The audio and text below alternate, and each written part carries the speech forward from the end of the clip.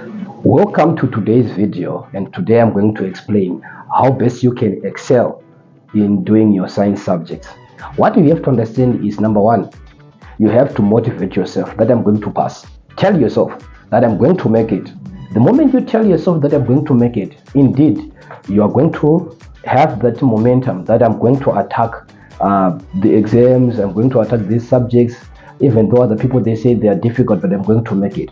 That is the first thing. Motivate yourself that you are going to make it, and indeed you're going to make it. Number two, you have to study. Don't allow anyone to lie to you that you're just going to make it without working hard. You have to work hard, and you have to at least have a study guide how you are going to study. I got two methods of how you can study science and you're going to make it ready. Number one, use the famous tactics or technique where you read. Then after you read, you go and present what you were reading to other learners. Tell them, I read about quantum physics where I learned about the wave particle duality theorem.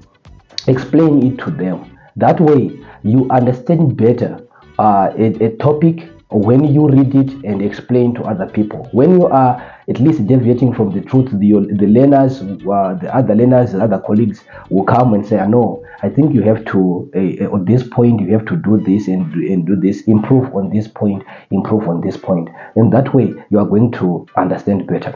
Another technique that you can use, maybe you don't have other people to start with, what you have to do is that after you read a particular subject, a particular topic, you have to write down some questions that you anticipate that they may come.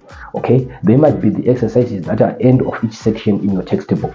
Then after that, after you read, maybe you read for an hour. After you read for an hour, try to tackle those questions using the knowledge that you have. If the subject, maybe it is subject like humanities, like history, you have to write down everything that you read.